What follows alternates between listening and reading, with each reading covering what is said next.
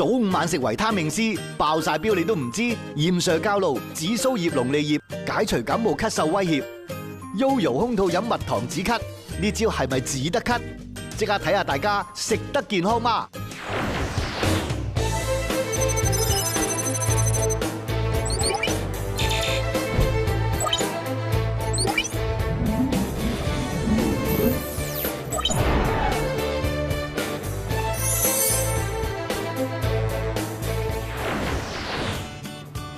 歡迎大家收睇《食得健康嗎》。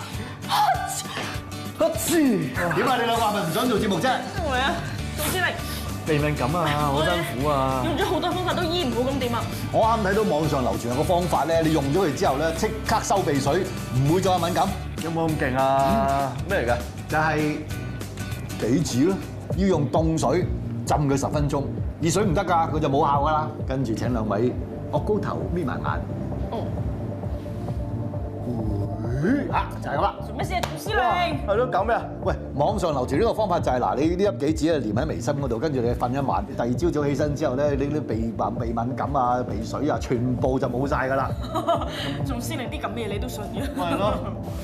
杞子貼鼻咧，其實係冇功效嘅，因為我哋嘅皮膚咧，其實係唔會因為貼杞子咧而有滲透嘅作用。平時咧，如果真係鼻敏感嘅話咧，我哋可以按一按印堂嗰個位啦，即係眉同眉之間印堂呢個位，咁樣按翻去，咁然之後掃墮落嚟迎香穴呢個位，咁都可以幫助到鼻敏感嘅。呼吸道常見嘅毛病，除咗鼻敏感，仲有流感。香港嘅流感高峰期一般係1至3月同埋7至8月。喺2015年嘅3月，流感死亡人數竟然突破300人啊！一直以嚟，大家都認為吸收多啲維他命 C 可以增強抵抗力，預防感冒。咁我哋每日應該要食幾多、飲幾多，先可以吸收足夠嘅維他命 C 呢？喂，啱啦。係。我有條數咧，計極都計唔清楚，你幫我計計。冇問題，我心算好叻嘅。係120，係加80，係加1120，再加1000。啊，總司令，答案係2320嘅。點解你咁快㗎？計數機㗎嘛。總司令，原來你有2000幾萬身家，你好有錢啊！請食飯，請食少，飯。我依個 show 都唔知2000幾萬啦。我而家喺度計緊咧，一日食啲維他命 C，食2000幾會唔會超標？嚇，會超標嘅咩？係啦。頭先條數點計嘅呢？一齊睇下。蛋哥朝早食咗2個奇異果做早餐，大約有120毫克嘅維他命 C。去到中午食個橙做飯後果，加多大約80毫克。喺下晝又飲咗支維他命 C 嘅檸檬飲品，整多大約1120毫克。夜晚臨瞓啦，拍多粒維他命 C 水溶片，再加多大約1000毫克，咁即係總共有2320毫克喎。咁食法對身體有冇影響㗎？要正確咁樣去攝取呢個維他命 C 咧，其實咧最好咧就用新鮮嘅蔬菜同埋水果嘅。咁如果根據翻咧美國 DRI 嘅建議咧，一個成年嘅男士咧，其實咧每日只係需要90個毫克嘅維他命 C， 女士咧就係75個毫克嘅。咁而一個橙咧，其實已經有80個毫克嘅維他命 C 啦，而奇異果咧一個咧都有60個毫克左右嘅。咁即係話我哋每一日咧食2至3份嘅水果咧，其實已經可以達標㗎咯喎。咁而維他命 C 咧，其實係啲水溶性嘅維他命嚟嘅，食得過多咧，其實會經過我哋嘅尿液去排走。不過長期食得好過量嘅時候咧，都會增加咗將來患腎石嘅機會。咁另外市面上咧有好多咧添加咗維他命 C 嘅一啲飲品嘅，佢哋嘅維他命 C 嘅含量咧其實差別都好大嘅喎，有60個毫克啦，至到咧1000個毫克不等。通常呢啲飲品咧，佢哋都會加入咗咧好多個糖，譬如咧好似一樽嘅檸檬飲品咁啦，已經有8至到9個茶匙嘅糖。飲得過多咧，都會增加咗肥胖啦同埋蛀牙嘅機會。人體每日攝取維他命 C 以2000毫克為上限，長期過量攝取會增加患腎石嘅機會，所以食適量嘅新鮮蔬果去吸收就夠㗎啦。唔好喊啦，你唔好喊啦。你水人哋㗎。喂，我已經俾總司令對你好㗎啦。而家連你都想我食檸檬喎。哎呀，喂，佢好女仔嚟喎，你咁樣對佢，係咪？係咪你係咪好女仔？講人話啦，多謝。佢感冒，我請佢食檸檬好正常啫，再加多一杯可樂煲薑咁一定得啦，係咪啊？冇錯啩？係咪啊？有冇錯我真係唔知喎，有冇效我想知喎。好多時候啲人都會用汽水加檸檬加薑嚟到醫感冒嘅。咁其實首先要講一講檸檬嘅功效啦。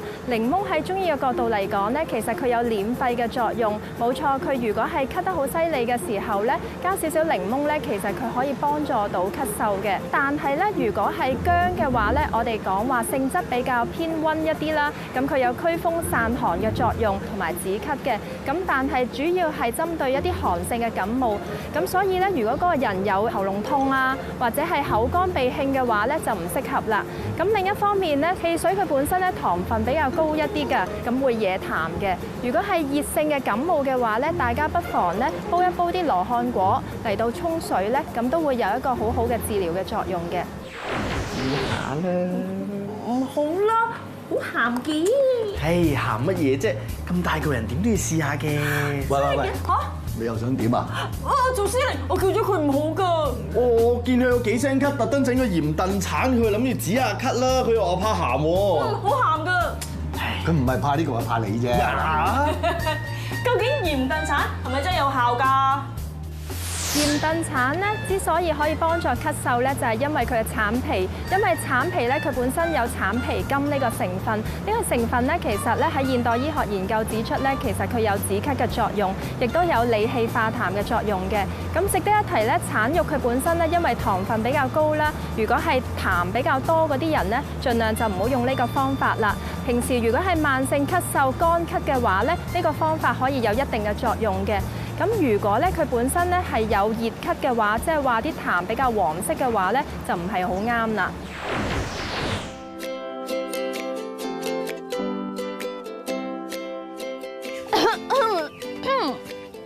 嘉琪，我阻住你啊！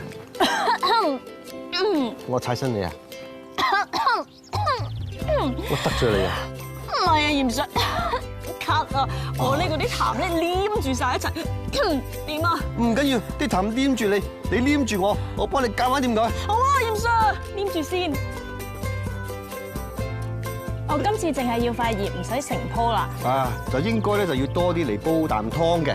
但好多個做媽媽嘅咧都知道噶啦，龍脷葉咧就係個 BB 咳啦，龍脷葉啦，仲有咧龍脷葉咧喺我哋廣東咧就周圍都見到嘅，同埋咧係5、6月即係而家咁樣嘅時候咧，就周圍都係嘅生到，好茂盛嘅啊，可以。佢點解5、6月嗰時候喺廣東走咁多龍脷葉出嚟咧？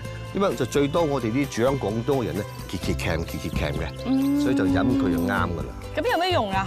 嗱呢樣嘢咧就好啱我哋，譬如咳咧，咁啊清肺熱啦，係啦，咁啊就馬上咧就加埋佢個 best friend 一齊煮。邊個？無花果、龍脷葉煲湯啦。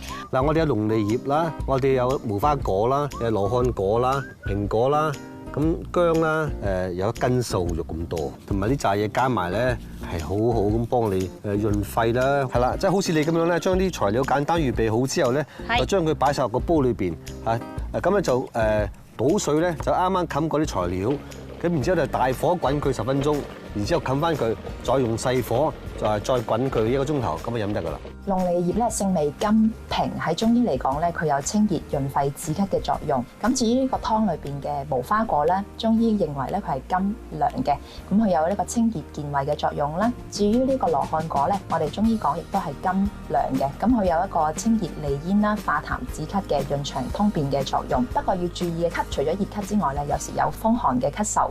咁風寒嘅咳嗽咧，痰會比較多，亦都怕凍啲，以夜間咳嗽為主。咁呢類人士飲咗呢個湯咧，反而咧會有反效果㗎。哇，鹽水好多料啊！呢煲嘢，多謝，真係好正啊，個幾鐘啊嚇！好潤同埋好甜。你諗下，蘋果啦、無花果啦、羅漢果啦，鹹得甜嘅，好舒服啊，同係你飲落去。咁仲有啖瘦肉，成斤瘦肉煲啲咁嘅湯，咁仲好味。我覺得呢個湯好好飲，但係其實又唔係真係成日都有時間煲湯嘅話，咁如果係，可唔可以有其他簡單啲嘅方法咧？都有嘅，尤其是譬如你成日出外景啦，咁好不幸有成日都咳親啦，係嘛？咁呢個時候咧就用呢個紫蘇葉又加陳皮咧，就去煲一啖茶。呢個紫蘇葉裏邊咧含非常之豐富嘅奧米加3啊，佢有好強烈嘅抗發炎效果。即係譬如我哋身體，譬如喉嚨發炎啊，即係話你嘅支氣管咧有少少發炎啊。喺呢個時候咧，你需要一樣嘢，就係呢個紫蘇葉啊，因為裏邊含有一樣嘢咧，就係抗你身體裏邊嗰種炎症嘅。紫蘇葉咧係一個甘溫，中醫認為咧佢有一個散寒解表、化痰止咳嘅作用。至於呢個陳皮咧係甘苦溫，佢有一個理氣健脾、化痰嘅作用。咁呢兩樣嘢加埋咧，對於一個風寒感冒初期嘅，譬如話頭痛啦、黑黐啊、鼻水啊，咁佢都有改善嘅作用。另外咧就係一個風寒嘅咳嗽啦。如果話痰係比較白一啲啊，夜間嘅咳嗽為主嘅話咧，咁啊用呢個茶嚟到代水飲咧，亦都有一個改善嘅作用嘅。呢個味好唔同喎，同個湯。啊，好唔好飲啊？呢個好大陣紫蘇葉咯。哎呀，我覺得好啦，我花多啲時間去煲湯啦咁。其實係好正㗎。嚴 Sir， 你覺得呢個好飲咁就好啦，你繼續飲呢個嚇，我繼續飲呢個 ，OK？ 我哋唔好爭啦。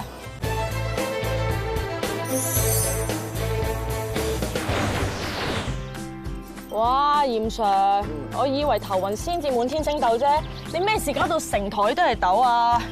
嗱，呢4種豆咧就唔係尋常豆嚇，雖然佢哋真係好平嘅豆，但係咧呢個方咧係呢個晚清嗰時候啊，有個醫聖啊，哇叫做彭子醫大夫，哇犀利！佢咧就佢創造嘅，呢個方咧係極之出名嘅一個醫感冒嘅方。咁嗰啲感冒係點樣嘅感冒咧？啊，哇！成日都出汗啊，出到個葫蘆瓜咁樣嘅，啊，同埋好多小便嘅，啊，甚至喉嚨有啲發炎腫啊，或者嚇咁樣就冇乜力啊，成日都好攰咁樣，咁嗰啲咧就飲呢個湯就啱啦。嚴 Sir 啊，咁即係就係呢4隻豆係嘛？咁個份量係要點樣？黑豆、綠豆同埋呢個白豆咧，呢3種豆咧就每一樣30粒喎。咁呢個黃豆咧係40粒。咁就呢4樣煲埋一齊就得啦。就用3碗水就煮成1碗水，咁就為之咧就一劑啦。但係咧呢一劑咧都係俾大人嘅份量噃，細佬哥咧係減半，即是啲豆咧都減半。呢個湯水喺中醫嘅角度嚟講咧，佢有利尿祛濕嘅作用。